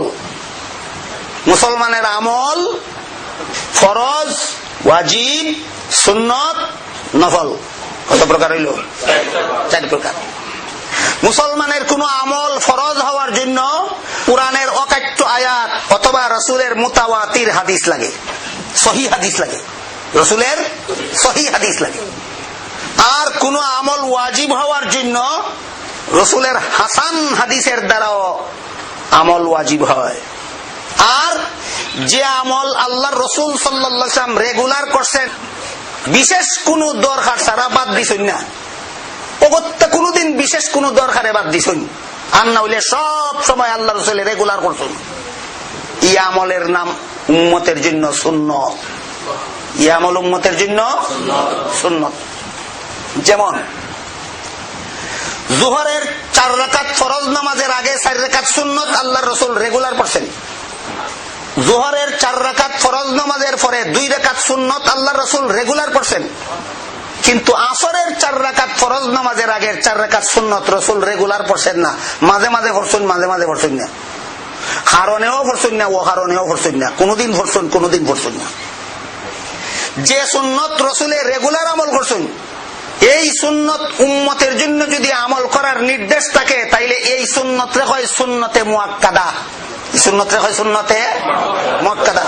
আর যে সুন্নত রাসূলে মাঝে মাঝে আমল করছেন, মাঝে মাঝে না, কারণেও কোনদিন করছেন না, ও কারণেও কোনদিন আমল করছেন না, যেমন আসরের 4 রাকাত সুন্নত, এই সুন্নতের নাম সুন্নতে জায়েদা। এই সুন্নতের নাম সুন্নতে জায়েদা। আমি অন্য বছর সাবক লিখানো কইছি, আমার ইয়াদ আছে। আপনারা যদি কেউ ইয়াদ না থাকে অথবা কেউ যদি তখন ইহানো উপস্থিত না থাকে তখন আবার ইয়াদ করাই দিই। রাসূলের সুন্নতে মুআক্কাদা যারা রেগুলার আমল করবে, কিয়ামতের দিন তারা রাসূলের খাস সুপারিশ পাইবে। রাসূলের সুন্নতে মুআক্কাদা যারা রেগুলার লঙ্ঘন করবে, রাসূল কোন রেগুলার পালন করছেন, পালন করা লাগে না, এই কারণে স্বয়ং রসুলের রেগুলার আমল করছেন, লাগে না গতিকে না লাগে, রসুলে করছেন রেগুলার, বেটা হয় লাগে না। তুমি বেশি বুঝলাই না, রসুলে বেশি বুঝছিলা। জোহরের 4 রাকাত সুন্নত আল্লাহ রসুল রেগুলার পালন করলে আমল করলেন কেন, লাগে না গতিকে না লাগে গতিকে। জোহরের 2 রাকাত সুন্নত আল্লাহ রসুল রেগুলার আমল করলেন কেন, লাগে না গতিকে না লাগে গতিকে। রসুল রেগুলার আমল করে বুঝাইছি, নিজে আমল করা লাগে, বেটা যদি হয় লাগে না, তাইলে ফলাফল কোনকা। রসুলের সুন্নতে মুআক্কাদা যারা রেগুলার পালন করে তারা কিয়ামতের দিন নবীর খাস সুপারিশ পাইব। রসুলের সুন্নতে মুআক্কাদা যারা রেগুলার পালন করে না, কয় লাগে না, এরা নবীর খাস সুপারিশ পাইতো না। যার বাবে লাভ, যার যার যদি খাস সুপারিশ পাইতে চান তে রেগুলার সুন্নতে মুআক্কাদা পালন করা হইল। যদি কোন বলে নবীর খাস সুপারিশের আমার দরকার নাই, আপনার জুম্মার 4 রাকাত সুন্নত আগের 4 রাকাত সুন্নত পড়ার দরকার নাই, বাদের 4 রাকাত সুন্নত পড়ার দরকার নাই, আপনার জোহরের আগের 4 রাকাত সুন্নত পড়ার দরকার নাই, জোহরের বাদের 2 রাকাত সুন্নত পড়ার দরকার নাই, কারণ নবীর সুপারিশের দরকার নাই। আপনারা এখানে খেয়ে খেয়ে আছেন, নবীর শাফাআতের দরকার নাই। দরকার তাহলে সুন্নতে মুআক্কাদা আমল করা দরকার। যার নবীর শাফাআতের দরকার তার সুন্নতে মুআক্কাদার দরকার, যার নবীর শাফাআতের দরকার নাই তার সুন্নতে মুআক্কাদার দরকার নাই। কথা বুঝলানি? বাকি রইল সুন্নতে জায়েদা। আসরের 4 রাকাত ফরজ নামাজের আগের 4 রাকাত সুন্নত, এটি হইল সুন্নতে জায়েদা। এশার 4 রাকাত ফরজ নামাজের আগে 4 রাকাত সুন্নত, এটি হইল সুন্নতে জায়েদা। নবী মাঝে মাঝে আমল করছেন, মাঝে মাঝে না, কিতার লাগি দরকারি না অতিরিক্ত? অতিরিক্ত। এটা মই ইচ্ছা হইলে ভরো না হইলে নাই। কিন্তু আল্লাহ রসুল মাঝে মাঝে বিনা দরকারে সারিয়া এই কথা বুঝাইছেন যে যদি আসরের 4 রাকাত সুন্নত পড়ো না তে তোমার কোনো লস হইতো না, কোনো ক্ষতি হইতো না, বিপদ ঘটায় না। এশার 4 রাকাত সুন্নত যদি ও কারণেও পড়ো না তোমার কোনো লস হইতো না, ক্ষতি হইতো না, বিপদ ঘটায় না। এখান বুঝানির লাগি আল্লাহ রসুল মাঝে মাঝে এইটা সুন্নত পড়ছেন না। কোনটা সুন্নত পড়ছেন না? জোহরের খান, জুম্মার খান না আসরের খান আর এশার খান? এ খাইলেন না জানো, এ খাইলেন না জানো, কি চুরি হয়ে যাইব কি? এ খাইলেন না জানো? না পড়লেও ক্ষতি নাই জোহরের সুন্নত, না পড়লেও ক্ষতি নাই জুম্মার সুন্নত, না পড়লেও ক্ষতি নাই আসরের সুন্নত, না পড়লেও ক্ষতি নাই এশার সুন্নত। ক্ষতি নাই বুঝানির লাগে আল্লাহ রসুলে ও কারণেও মাঝে মাঝে ছাড়িয়ে দিছেন, উম্মতরে বুঝাইতা না পড়লে ক্ষতি নাই। জোহরের আর জুম্মার সুন্নত না বললে ক্ষতি আছে, মাগরিবের 2 রাকাত সুন্নত না বললে ক্ষতি আছে, ফজরের 2 রাকাত সুন্নত না বললে ক্ষতি আছে। কি ক্ষতি? তাহলে কথা বুঝছেন, বুঝা যায়, ইয়াদ আছে। সুন্নতে মুআক্কাদা না পড়লে ক্ষতি আছে নি? কি ক্ষতি? নবীর খাস সুপারিশ। আজকে আমার এত সময় নাই নবীর খাস সুপারিশ কারে কয়, এটা কইবার টাইম নাই। নবীর খাস সুপারিশ, নবীর খাস সুপারিশ কয় গুনাহগার উম্মত জাহান্নামে যাইতো গিয়াছি, নবীর সুপারিশে আল্লাহ মাফ করে দিবা। এটা কি সুপারিশ? আর একটা দেখো আম সুপারিশ। আম সুপারিশ কিতা? ও মুমিনেও ভাইব, বেদিনেও ভাইব, মুমিনেও ভাইব, বেদিনেও ভাইব, কাফিরেও ভাইব, আবুল আহাবেও ভাইব, আবু জাহালেও ভাইব, ফেরাউনেও ভাইব, নমরুদেও ভাইব কিয়ামতের দিন। আমাদের নবীর একটা সুপারিশ, এটা খাস না, এটা আম, এটা স্পেশাল সুপারিশ নয়, এটা জেনারেল সুপারিশ। এটা কোনটা? আল্লাহর দরবারে একমাত্র আমাদের নবী সুপারিশ করবেন, আল্লাহ জাহান্নামী জাহান্নামা দেব না, বেস্তি ব্যস্ত দেব না, বিচার খান কোন রকম করিয়া দিলাও। বুঝে থাকলে বলেন, হাসরের মাঠে আবু জাহালের বিচার শুরু হবে না মুহাম্মদুর রাসূলুল্লাহর সুপারিশ ছাড়া, ফেরাউনের বিচারও হাসরের মাঠে শুরু হবে না মুহাম্মদুর রাসূলুল্লাহর সুপারিশ ছাড়া, নমরুদের বিচারও হাসরের মাঠে শুরু হবে না মুহাম্মদুর রাসূলুল্লাহর সুপারিশ ছাড়া। এই সুপারিশ জাহান্নাম থেকে নাজাত পাওয়ার সুপারিশ না, বিচার শুরু করার সুপারিশ। এটা তো ফেরাউনেও ভাইব, নমরুদেও ভাইব, তুমিও ভাইতে কি দিব? আমরা এই সুপারিশে ফুসে না খাসটা লাগে? আমরা খাসটা লাগে, আমরা খালি বিচার শুরু হইলে হয় না। আমরা আল্লাহর কাছে এখান চাই, আল্লাহ গুনাহ খাতা বত্তা করছি জীবনে, অনেক অপরাধ করছি, অনেক ভুল করছি, অনেক ত্রুটি করছি, অবশ্যই তোমার কাছে আমি অপরাধী। তুমি ইচ্ছা করলে আমারে জাহান্নামের শাস্তি দিলে তোমার বিচার ইনসাফ হবে, কিন্তু দয়া কইরা নবীর সুপারিশে আমারে মাফ করে দিলাও। এখানে হইল নবীর খাস সুপারিশ। যদি এই খাস সুপারিশ লাগে তে সুন্নতে মুআক্কাদা আমল করা লাগে। খাস সুপারিশ যার লাগে না, সুন্নতে মুআক্কাদা আমল করা লাগে না। বুঝি থাকলে কাজ কোথা কি? মাগরিবের 2 রাকাত সুন্নত সারি দিবানি, কিতার লাগি? এশার 2 রাকাত সুন্নত সারি দিবানি, যোহরের 4 রাকাত সুন্নত সারি দিবানি, যোহরের 2 রাকাত সুন্নত সারি দিবানি, জুম্মার কাবলাল জুম্মার 4 রাকাত আর বাদাল জুম্মার 4 রাকাত সুন্নত সারি দিবানি, কিতার লাগি? ইতা সুন্নতে মুআক্কাদা, ইতা সারি দিলে তোমার নবীর খাস সুপারিশ লাগে না। লাগে না তে যাও কি হবায়, আর লাগে তাইও হবায়। সুদা কথা, লাগে না তে যাও কি হবায়, আর লাগে তাইও হবায়। বাকি রইল সুন্নতে জায়েদা। সুন্নতে জায়েদা আমল না করলে ক্ষতি নাই, করলে কি লাভ এটা বোঝা দরকার। আমি অন্য বছর কইছি সাব বলি কেন, আজকে আবার কই। সুন্নতে জায়েদা এবং নফল মুস্তাহাব, যে সুন্নত নবী মাঝে মাঝে আমল করছেন, মাঝে মাঝে অকারণও সারিয়া দিয়া বুঝাইছেন, তোমরাও যদি সারি দেওতে গুনাহ হইতো না। কিন্তু সুন্নতে জায়েদা যে বেশি বেশি আমল করব, না করলে তো ক্ষতি নাই, খরাত লাভ কিতা? সহিহ বুখারী শরীফের হাদিসে উল্লেখ আছে, হযরত রাসূল করিম সাল্লাল্লাহু আলাইহি ওয়াসাল্লাম। আর এখন কথা সহিহ বুখারী শরীফ আইছে মুখি দিতে, আর এখন কথা কইতে। সহিহ বুখারী শরীফ ইমাম বুখারী রাহমাতুল্লাহি আলাইহির লেখা। ইমাম বুখারীর উস্তাদ হলতের মাঝে একজন উস্তাদের নাম মক্কি ইবনে ইব্রাহিম। মক্কি ইবনে ইব্রাহিমের একজন উস্তাদের নাম ইমাম আবু হানিফা রাহমাতুল্লাহ। ইমাম বুখারীর উস্তাদের উস্তাদ ইমাম আবু হানিফা, ইমাম আবু হানিফার ছাত্রর ছাত্র ইমাম বুখারী। কে বড়? কে বড়? ছাত্রর ছাত্র বড়, উস্তাদের উস্তাদ ছোট।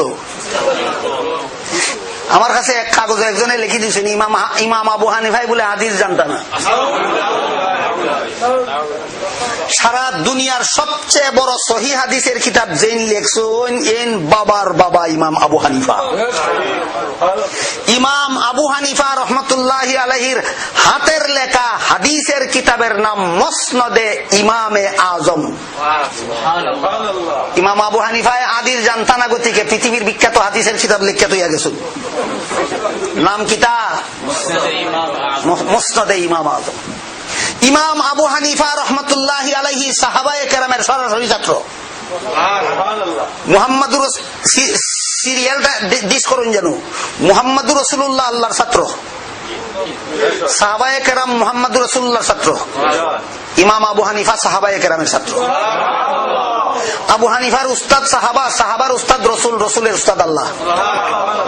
এখন হওয়াইতে কি আউকা আল্লাহর ছাত্র রসুল, রসুলের ছাত্র সাহাবা, সাহাবার ছাত্র আবু হানিফা, আবু হানিফার ছাত্র মক্কি ইবনে ইব্রাহিম, মক্কি ইবনে ইব্রাহিমের ছাত্র ইমাম বুখারী। কার সনদটা বেশি শক্তিশালী? কার সার্টিফিকেট? ইমাম বুখারীর সার্টিফিকেট বেশি শক্তিশালী না ইমাম আবু হানিফার সার্টিফিকেট বেশি শক্তিশালী? ইমাম আবু হানিফা রাহমাতুল্লাহ আলাইহির সার্টিফিকেট বেশি শক্তিশালী। মুহাম্মদুর রাসূলুল্লাহ সাল্লাল্লাহু আলাইহি ওয়াসাল্লামকে যারা ইমানদার অবস্থায় দেখছেন, আর ইমানদার অবস্থায় ইন্তেকাল করছেন তারারে বলা হয় সাহাবায়ে কেরাম। সাহাবায়ে কেরামকে যারা ইমানদার অবস্থায় দেখছেন, ইমানদার অবস্থায় ইন্তেকাল করছেন, তাদেরকে বলা হয় তাবেঈন। তাবেঈনকে যারা ইমানদার অবস্থায় দেখেছেন, ইমানদার অবস্থায় ইন্তেকাল করেছেন, তাদেরকে বলে তাবে তাবেঈ। এক হাদিসে আল্লাহ রাসূল বলেন, খায়রুল কুরুনি কারনি সুম্মাল্লাযীনা ইয়ালুনাহুম সুম্মাল্লাযীনা ইয়ালুনাহুম সুম্মা ইয়াফশুল কিযব। শ্রেষ্ঠ মুসলমান আমার যুগের মুসলমান।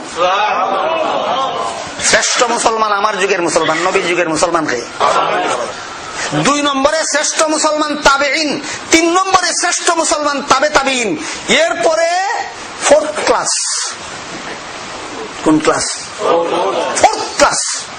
ফার্স্ট ক্লাসের মুসলমান সাহাবায়ে কেরাম, সেকেন্ড ক্লাসের মুসলমান তাবেঈন, থার্ড ক্লাসের মুসলমান তাবে তাবেঈন, এরপরে 4th ক্লাস। সারা দুনিয়ার সমস্ত ওলি আউলিয়াগণের চেয়ে মুহাম্মদুর রাসূলুল্লাহর যে কোনো একজন সাহাবীর মর্যাদা শ্রেষ্ঠ। এটা আহলে সুন্নাত ওয়াল জামাতের আকীদা। কেউ যদি কয় হযরত শাহজালাল রাহমাতুল্লাহি আলাইহি বিলাল তাকি শ্রেষ্ঠ, সে পিওর মুসলমান না, মুসলমান নামের বেজাল। হযরত শাহজালাল বলেন, খাজা মঈনুদ্দিন চিশতি বলেন, বড় পীর দস্তগীর আব্দুল কাদের জিলানী বলেন, মুজাদ্দিদে আলফে সানি বলেন, খাজা বাহাউদ্দিন নকশবন্দ রাহমাতুল্লাহ আলাইহি বলেন, সারা পৃথিবীতে সমস্ত নবী রাসূলগণের উম্মতের মধ্যে যত ওলি আউলিয়া আছেন, সমস্ত ওলি আউলিয়াগণের চেয়ে মুহাম্মদুর রাসূলুল্লাহর যে কোনো একজন সাহাবীর মর্যাদা শ্রেষ্ঠ। সুতরাং আল্লাহ রাসূল বলেন, শ্রেষ্ঠ মুসলমান আমার যুগের মুসলমান সাহাবায়ে কেরাম, 2 নম্বরে শ্রেষ্ঠ মুসলমান তাবেঈন, 2 নম্বরে শ্রেষ্ঠ মুসলমান তাবেঈন। কারে কয়? সাহাবায়ে কেরামের ছাত্র যারা। 4 মাযহাবের 4 ইমামের মধ্যে একমাত্র ইমাম আবু হানিফা সাহাবায়ে কেরামের ছাত্র, আর কোন ইমাম সাহাবায়ে কেরামের ছাত্র না। ইমাম শাফিঈ সাহাবায়ে কেরামের ছাত্র না, ইমাম মালিক সাহাবায়ে কেরামের ছাত্র না, ইমাম আহমদ বিন হাম্বল সাহাবায়ে কেরামের ছাত্র না, একমাত্র ইমাম আবু হানিফা রাহমাতুল্লাহি আলাইহি সাহাবায়ে কেরামের ছাত্র। এখন কার মর্যাদা বড়? ইমাম বুখারী সাহাবীও না, তাবেঈও না, তাবে তাবেঈও না। ইমাম বুখারী রাহমাতুল্লাহি পৃথিবীর বিখ্যাত ওলি, পৃথিবীর বিখ্যাত শাইখুল হাদিস, পৃথিবীর বিখ্যাত মুহাদ্দিস, অনেক কিছু, কিন্তু সাহাবীও না, তাবেঈও না, তাবে তাবেঈও না। কথা বুঝলানি না? বুঝলানা? দেখো, সাহাবীও না, তাবেঈও না, তাবে তাবেঈও না। ইমাম বুখারী রাহমাতুল্লাহি আলাইহি ইমাম আবু হানিফার আগের না পরের? ইমাম আবু হানিফা ইমাম বুখারীর পরের না আগের? আরবি ভাষায় আগের যুগের অনুসরণীয় ব্যক্তিরে কয় সালাফ, তারে যারা ফলো করে তারারে কয় সালাফি। আর পরের যুগের অনুসরণীয় ব্যক্তিরে কয় খালাফ, তারে যারা ফলো করে তারা কয় খালাফি। কথা বুঝলানি? ইমাম আবু হানিফা পরের না আগের? তাহলে ইমাম আবু হানিফারে যারা ফলো করে এরা হইল সত্যিকারের অর্থে সলফি। ইমাম বুখারী হইলা ইমাম আবু হানিফার পরের ছাত্র। কাজেই ইমাম বুখারীরে যারা ফলো করে এরা হইল খলফি। পরবর্তী অনুসরণীয় ব্যক্তিরে ফলো করলে খলফি হয়, সলফি নাই। পূর্ববর্তী অনুসরণীয় ফলো করলে সলফি হয়। সুতরাং সত্যিকারের অর্থে সলফি বুখারী ফলো করনে वाला নয়, সত্যিকারের অর্থে সলফি ইমাম আবু হানিফা রাহমাতুল্লাহ আলাইহি ফলো করনে वाला। ইমাম বুখারী রাহমাতুল্লাহি আলাইহি হাদিসের যে কিতাব লিখছেন, আসাহুল কুতুবে বাদা কিতাবিল্লাহি সহিহুল বুখারী, দুনিয়াতে যত পবিত্র কিতাব আছে, ধর্মগ্রন্থ আছে, যত সহিহ হাদিসের কিতাব আছে, এর মধ্যে সবচেয়ে বড় সহিহ হাদিসের কিতাব হইল ইমাম বুখারী রাহমাতুল্লাহ আলাইহির সহিহ বুখারী শরীফ। ইমাম বুখারী রাহমাতুল্লাহ আলাইহির সহিহ বুখারী শরীফ। এই বুখারী শরীফের হাদিসে উল্লেখ আছে, আল্লাহ রাসূল বলেন, আল্লাহর কোন বান্দায় যদি সুন্নতে জায়েদা, নফল মুস্তাহাব, মনে আসেনি সাবজেক্ট? আল্লাহর কোন বান্দায় যদি সুন্নতে জায়েদা, নফল মুস্তাহাব বেশি বেশি আমল করে, তাহলে যে যত বেশি আমল করব সে তত বড় ওলি হবে আল্লাহ।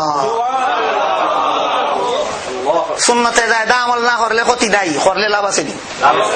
কিতাও হওয়া যায়, ওলি হওয়া যায়। সুন্নতে জায়েদা বেশি বেশি আমল করলে আল্লাহর ওলি কেনে হওয়া যায়। হয়তো আমি অন্যান্য বছর কইছি কেন, আজকে আর দোয়ারবার সময় নাই, টাইম নাই। শুধু অত হান ইয়াদ রাখুগা, সুন্নতে মুআক্কাদা রেগুলার আমল করলে নবীর খাস সুপারিশ পাওয়া যাবে। সুন্নতে মুআক্কাদা রেগুলার লঙ্ঘন করলে নবীর খাস সুপারিশ থেকে বঞ্চিত হতে হবে। সুন্নতে জায়েদা রেগুলার আমল না করলেও কোনো ক্ষতি নাই, কিন্তু সুন্নতে জায়েদা নফল মুস্তাহাব বেশি বেশি যে যত বেশি আমল করবে, সহিহ বুখারী শরীফের হাদিস, আল্লাহ রাসূল বলেন সে তত বড় ওলি হবে আল্লাহ। কিন্তু একটা সিরিয়াল আছে, সিরিয়াল ঠিক রাখা লাগবে। নামাজের মাঝে সিরিয়াল হইল আগে সালাম ফিরাইবা, বাদে বইয়া আত্তাহিয়াত পড়বা, এর বাদে সাজদা করবা, এর বাদে রুকু, এর বাদে উবাইয়া আলাম তারা পড়বা, এর বাদে আলহামদু পড়বা, এর বাদে সুবহানাকা পড়িয়া, এর বাদে আল্লাহু আকবার কইবা, এর বাদে উযু।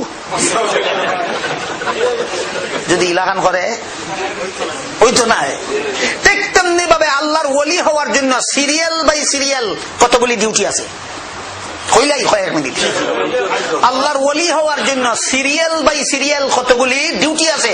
এই ডিউটিগুলি ওই উল্টা পাল্টা করলে ওলি হইতো না, সিরিয়াল বাই সিরিয়াল করলে ওলি হইব। 1 নম্বর, কোন মুমিন মুসলমান যদি গুনার খামসারি দেয়, 1 নম্বর কিতা গুনার খামসারি।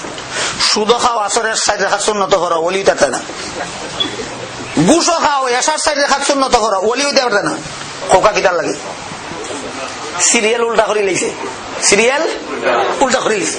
সিরিয়াল বাই সিরিয়াল কতগুলি ডিউটি পালন করলে আল্লাহর ওলি হয়। 1 নম্বর গুনার খামসারি দাও। 2 নম্বর ফরজ আমলগুলি ঠিক মতে করো।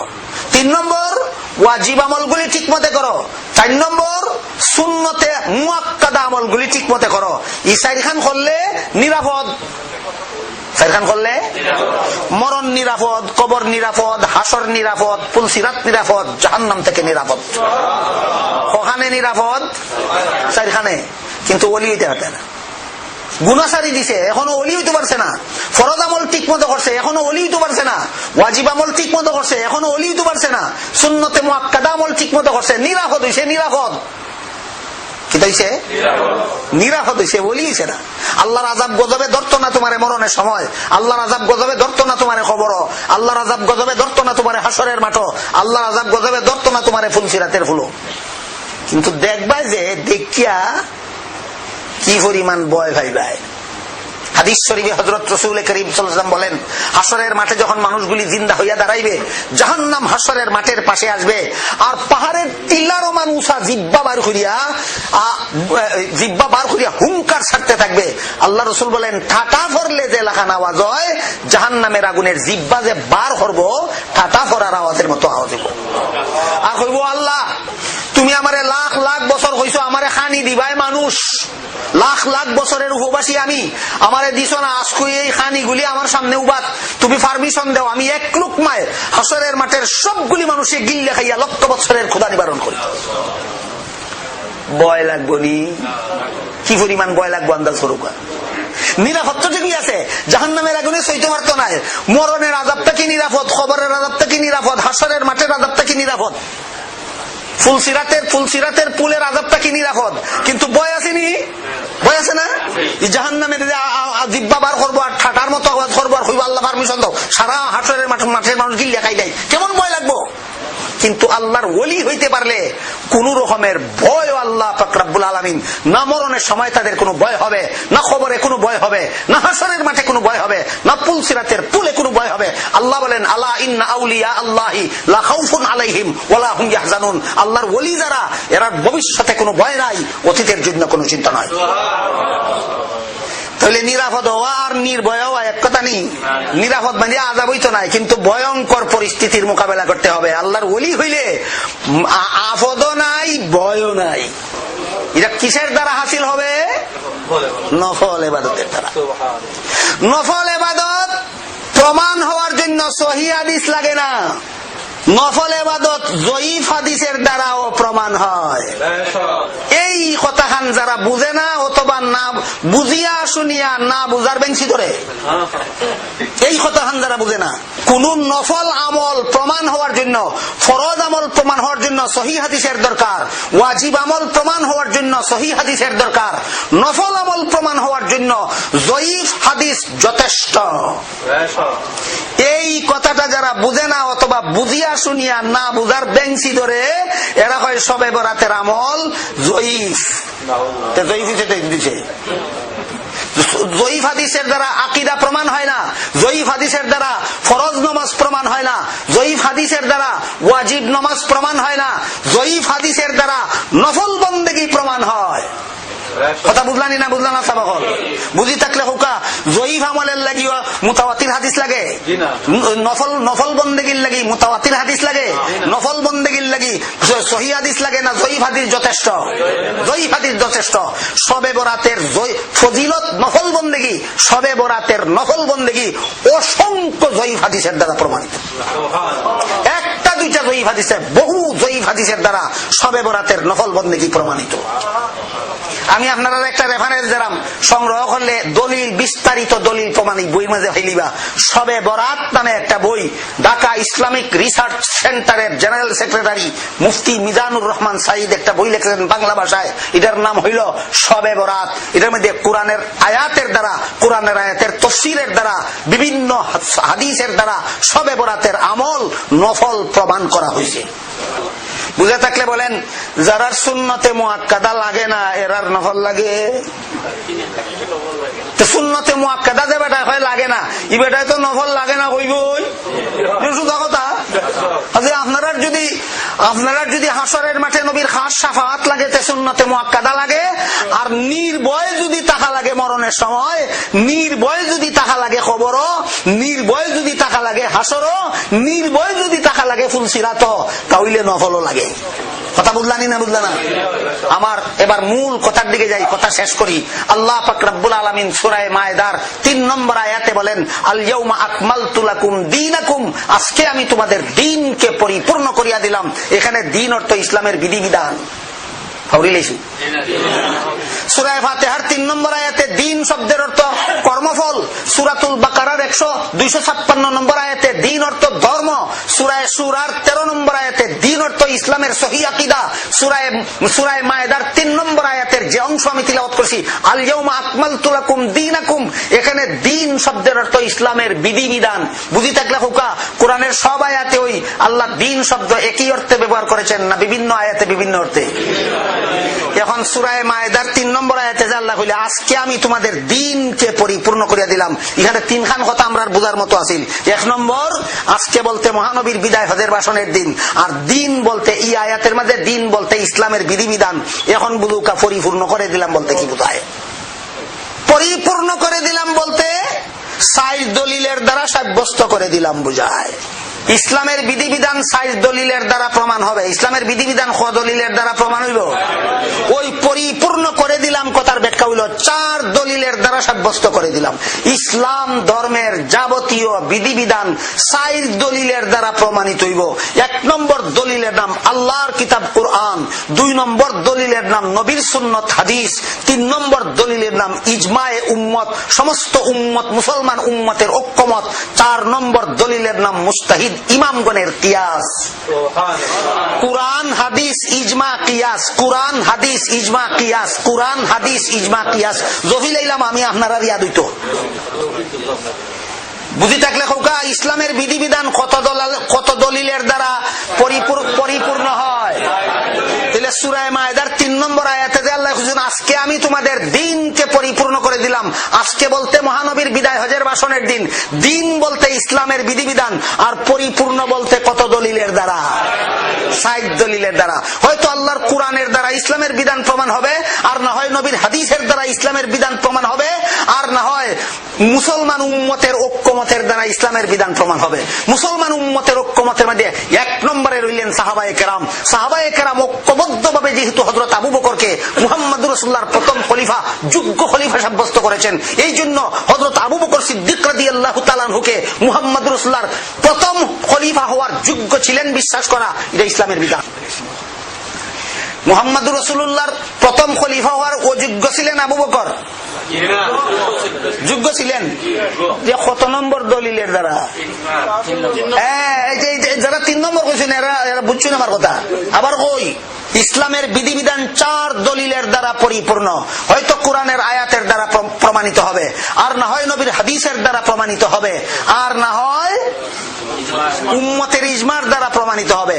উম্মতের ইজমার মধ্যে 1 নম্বরের ইজমা হলো সাহাবায়ে কেরামের, 2 নম্বর মুজতাহিদ ইমামগণের, 3 নম্বর যে কোন যুগের টপ লেভেলের, সারা বিশ্বের টপ লেভেলের আলেমগণের ঐক্যমত।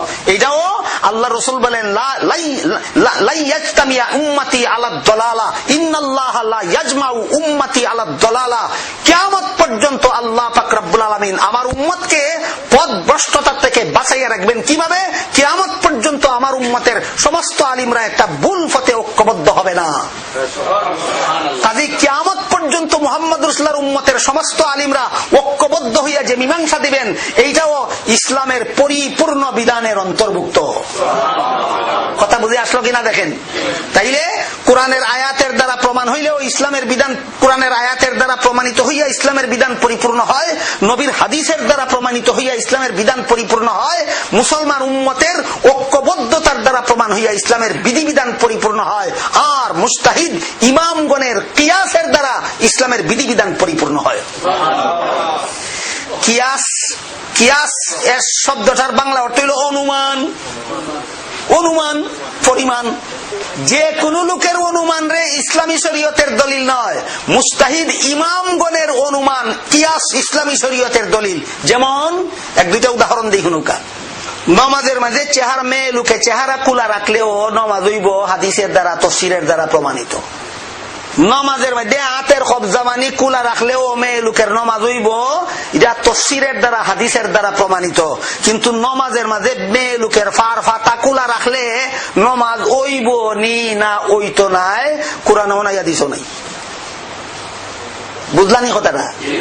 নমাজের মধ্যে মেয়ে লোকের ফার ফাতা কুলা রাখলে নমাজ হইব নি না ওইতো নাই, কোরআনও নাই হাদিসও নাই।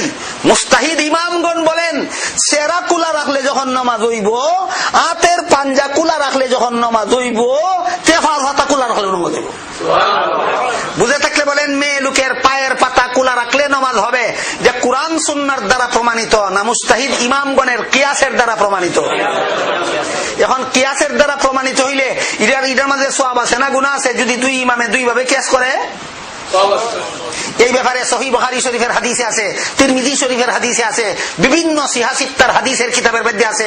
মুহাম্মদুর রাসূলুল্লাহ সাল্লাল্লাহু আলাইহি ওয়াসাল্লাম বলেন মুস্তাহিদ ইমামগণ যে বিষয়ের সমাধান কোরআনে নাই, যে বিষয়ের সমাধান হাদিসে নাই, ওই বিষয়ের সমাধান কিয়াস করে বাইর করার জন্য মুস্তাহিদ ইমামগণ কিয়াস করতে গিয়া দুই মুস্তাহিদের যদি দুই মত হয়, উভয় মতে সওয়াব আছে, কোন মতে গুনাহ নাই। যেমন ইমাম আবু হানিফা রহমতুল্লাহি আলাইহি বলেন ইমামের পিছনে নামাজ পড়নেওয়ালা মুক্তাদিরা সূরা কেরাত পড়বে না। ইমাম শাফিঈ রহমতুল্লাহি আলাইহি বলেন ইমামের পিছে নামাজ পড়নেওয়ালা মুক্তাদিরা সূরা ফাতিহা পড়বে। একমত? দুই মত? দুই মত। ইমাম আবু হানিফা, ইমাম শাফিঈ একমত না দুই মত? ওখানে আপনারা হোক আমার কথা বুঝিতে থাকলে কোন মত পালন করলে গুনাহ হইব? কোন মত পালন করলে গুনাহ হইব? সহিহ বুখারী শরীফের হাদিস, আল্লাহ রাসূল বলেন এই মতেও সব, হি মতেও সব, ই মতেও সব, হি মতেও সব। সুতরাং যারা হানাফি মাযহাবরে ফলো করবে এরা ইমামের পিছে নামাজ পড়ার সময় সূরা কেরাত না বুঝা সব। যারা শাফি মাযহাব ফলো করবে এরা ইমামের পিছে নামাজ পড়ার সময় সূরা ফাতিহা পড়া সব। যারা না মানে হানাফি মাযহাব, না মানে শাফি মাযহাব, না মানে মালিকি মাযহাব, না মানে হাম্বলি মাযহাব, এরা পড়লেও হইতো কোন দলিলে পড়লায়, না পড়লেও হইতো ভাই কোন দলিলে পড়লায় না। কথা বুঝলানি না? বুঝলেন? একটা সোজা উদাহরণ দিলাই। দলিলকা আপনার এই অঞ্চলের মাঝে সরকারের ডিগ্রি প্রাপ্ত, সার্টিফিকেট প্রাপ্ত ডাক্তার 4 জন, সরকারি সার্টিফিকেট প্রাপ্ত ডাক্তার। কথার কথা দলিলকা, কথার বুঝার লাগে 4 জন। এক বেটার ডিসেন্ট্রি হয়েছে, এক ডাক্তারের কাছে গেছে, বলে সাহেব আমার ডিসেন্ট্রি হয়েছে, কিটা করতাম? বলে যাও ওষুধ খাওয়া লাগতো না, ফেট বুঝা ঠান্ডা পানি খাইও।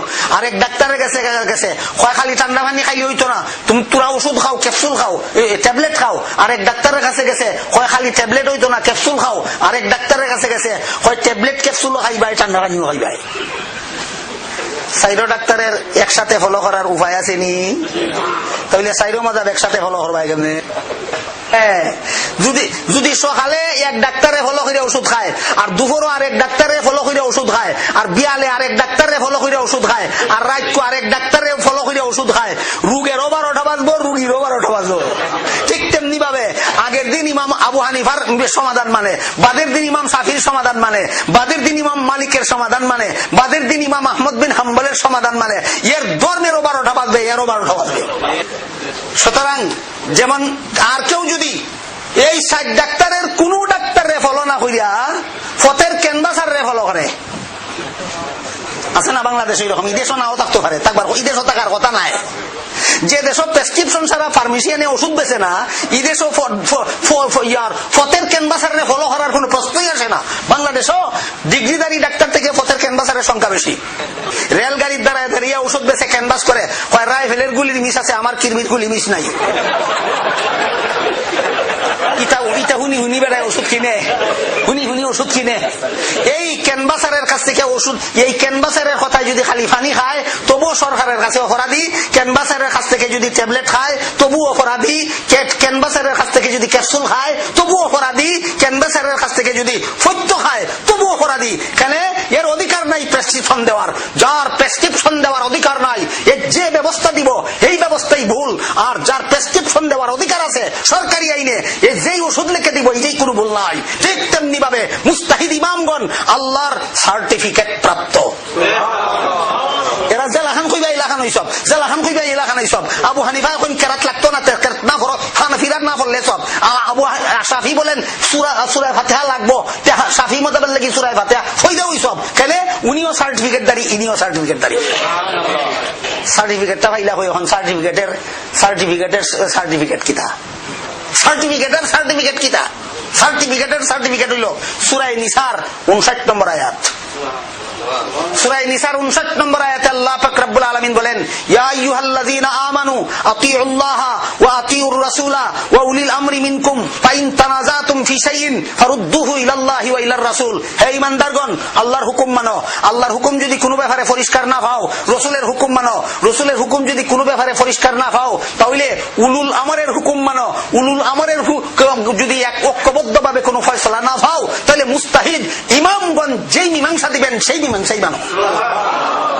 এই ব্যাখ্যা পৃথিবীর বিখ্যাত তাফসীরের কিতাব তাফসীরে কুরতুবী শরীফে সূরা নিসার 59 নম্বর আয়াতে তাফসীরে কুরতুবী শরীফে লেখা আছে, এই আয়াত হইল ইসলামী শরীয়তে আমল সাবিত হওয়ার জন্য, ইসলামের কোন বিধিবিধান প্রমাণ হওয়ার জন্য 4টা দলিল যে দেওয়া হয়েছে। কিতাবুল্লাহ ইসলামী শরীয়তের দলিল, নবীর হাদিস ইসলামী শরীয়তের দলিল, উম্মতের ইজমা ইসলামী শরীয়তের দলিল, মুস্তাহিদ ইমামগণের কিয়াস ইসলামী শরীয়তের দলিল। কোরআন শরীফের কোন সূরার কত নম্বর আয়াত ইসলামী শরীয়তের 4 দলিল? সূরা নিসার 59 নম্বর আয়াত। কোন কিতাবে লেখা আছে? তাফসীরে কবির। কুরতুবী ভুল কইছি, তাফসীরে কবিরে লেখা আছে।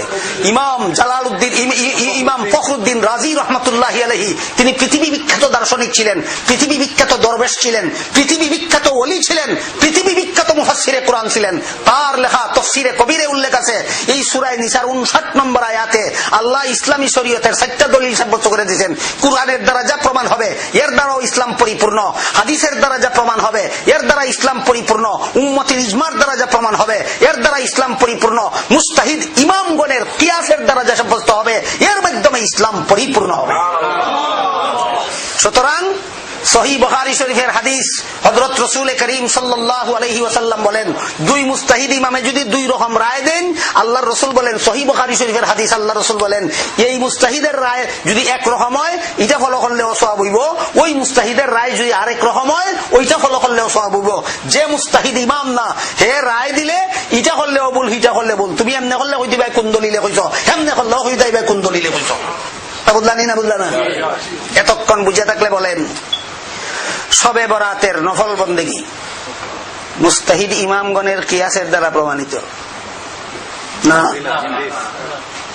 উম্মতের ইজমার দ্বারা প্রমাণিত না, কিসের দ্বারা প্রমাণিত? হাদিসের। ইসলামী শরীয়তের 4 দলিলের সিরিয়াল নম্বর আছে, সিরিয়াল নম্বর। এক নম্বর দলিল কোরআন, 2 নম্বর দলিল নবীর হাদিস, 3 নম্বর দলিল উম্মতের ইজমা, 4 নম্বর দলিল মুস্তাহিদগণের কিয়াস। তাহলে সবে বরাতের আমল মুস্তাহিদ ইমামের কিয়াসে প্রমাণ হইছে, উম্মতে একমতইয়া প্রমাণ করছে না নবীর হাদিসের দ্বারা প্রমাণ হইছে? নবীর হাদিস জয়ীফ। আরে ফরজ আমল সাবিত হইবে জয়ীফ হাদিসের দ্বারা সাবিত হয় না, নফল আমল জয়ীফ হাদিসের দ্বারাই সাবিত হয়। কথা বুঝলানি না বুঝলা না? সুতরাং সবে বরাতের আমল কত নম্বর দলিলের দ্বারা প্রমাণিত? 2 নম্বর দলিলের দ্বারা প্রমাণিত। কিন্তু কাফরের মৌজাত মুসা করার কথা না আছে কোরআনও, না আছে হাদিসও, না সারা দুনিয়ার আলিম একমত হইছেন, না কোন মুস্তাহিদ ইমাম হইছেন। ইমাম আবু হানিফার মাযহাব মতে কাফরের মৌজাত মুসা করলে উযু হইতো না, নামাজ হইতো না। ইমাম শাফির মাযহাব মতে কাফরের মৌজাত মুসা করলে উযু হইতো না, নামাজ হইতো না। ইমাম মালিকের মাযহাব মতে কাফরের মৌজাত মুসা করলে উযু হইতো না, নামাজ হইতো না। ইমাম আহমদ বিন হাম্বলের মাযহাব মতে কাফরের মৌজাত মুসা করলে উযু হইতো না, নামাজ হইতো না। সবে বরাতের আমল দিয়ে হাদিসের দ্বারা প্রমাণ, ইজার ব্যাপারে আপত্তি। আর কাফরের মৌজার মুসানি কোন 60 দলিলের এক দলিলও নাই, ইজার লাগি করা করি। এটা আপনারা আমার কাছে এক প্রশ্ন, এক কাগজের মধ্যে প্রশ্ন লিখে দিচ্ছেন, এর যায় কথায় কথায় হইলিলাম। কাগজের মধ্যে আপনারা লিখে দিচ্ছেন যে কাফরের মৌজার মধ্যে মুসা করলে কিতা হইব। কাফরের মৌজার মধ্যে মুসা করার কথা কোরআনও নাই। কাফরের মৌজার মধ্যে মুসা করলে উযু হইব এমন কথা হাদিসও নাই। কাফরের মৌজার মধ্যে মুসা করলে উযু হইব সারা দুনিয়ার আলিম কথাতে একমত হইছেন না, কাফরের মৌজার উপরে মুসা করলে উযু হইব ইমাম আবু হানিফা কইছেন, ইমাম শাফিঈ কইছেন, ইমাম মালিকে কইছেন, ইমাম আহমদ বিন হাম্বলে কইছেন, কোন তাবিঈ কইছেন, কোন তাবিঈ কইছেন, কোন সাহাবী কইছেন, মুহাম্মদুর রাসূলুল্লাহ কইছেন। যে কথা মুহাম্মদুর রাসূলুল্লাহ কইলা না, যে কথা কোন সাহাবী কইলা না, যে কথা কোন তাবিঈ কইলা না, যে কথা কোন তাবিঈ কইলা না, যে কথা ইমাম আবু হানিফা কইলা না, যে কথা ইমাম শাফিঈ কইলা না, যে কথা ইমাম মালিকে কইলা না, যে কথা ইমাম আহমদ বিন হাম্বলে কইলা না, এটা তুমি কোন দলিলে করো? আর যে কথা মুহাম্মদুর রাসূলুল্লাহ কইলা সবে বরাতের আমল ফজিলত সাবিত আছে, এটা তুমি মানো না, তোমার ইসলাম কোনটা? এই জন্য কইলাম আয়াতের তাফসীরও আমরা 3 খান কথা বোঝা দরকার। আল ইয়াউমা আকমালতু লাকুম দীনাকুম, আজকে আমি তোমাদের দ্বীনকে পরিপূর্ণ করিয়া দিলাম। আজকে বলতে কোন দিন? মহানবীর বিদায় হজের ভাষণের দিন। দিন বলতে কি বোঝায়? ইসলামের বিধিবিধান বোঝায়। পরিপূর্ণ কত দলিলের দ্বারা হয়? সারা জীবন। আজকে বলতে কোন দিন? মহানবীর বিদায় হজের ভাষণের দিন। দিন বলতে কিতা বুঝায়? ইসলামের বিধিবিধান বুঝায়। পরিপূর্ণ কত দলিলের দ্বারা হয়? কুরআন হাদিস ইজমা কিয়াস, কুরআন হাদিস ইজমা কিয়াস, কুরআন হাদিস ইজমা কিয়াস। কুরআন হাদিস ইজমা কিয়াসের দ্বারা প্রমাণিত আমল যারা করেন তারা আহলে সুন্নাত ওয়াল জামাত। সুন্নতে রাসূল এবং জামাতে সাহাবার দ্বারা প্রমাণিত আকীদা বিশ্বাস যারা পোষণ করেন তারা আহলে সুন্নাত ওয়াল জামাত। এরাই একমাত্র বেহেশতি দল। এই আদর্শ যারা বিচ্যুত হবে, আল্লাহ রাসূল বলেন 72 দলে বিভক্ত হয়ে জাহান্নামে যাবে। আল্লাহ আপনাদের আমাদের সবাইকে আহলে সুন্নাত ওয়াল জামাত চিনার, আহলে সুন্নাত ওয়াল জামাতের আকীদার দলিল বুঝার, আহলে সুন্নাত ওয়াল জামাতের আমলের 60 দলিল বুঝার এবং তা ফলো করিয়া জান্নাতি মুসলমানদের অন্তর্ভুক্ত হওয়ার তৌফিক দান করুন। সবাই বলুন আমিন। সুবহানা রাব্বিকা রব্বিল ইজ্জাতি আম্মা ইয়াসিফুন ওয়া সালামুন আলাল মুরসালিন ওয়ালহামদুলিল্লাহি রাব্বিল আলামিন ওয়া সাল্লাল্লাহু তাআলা আলা খাইরি খালকিহি মুহাম্মাদিন ওয়া আলিহি ওয়া আসহাবিহি আজমাইন।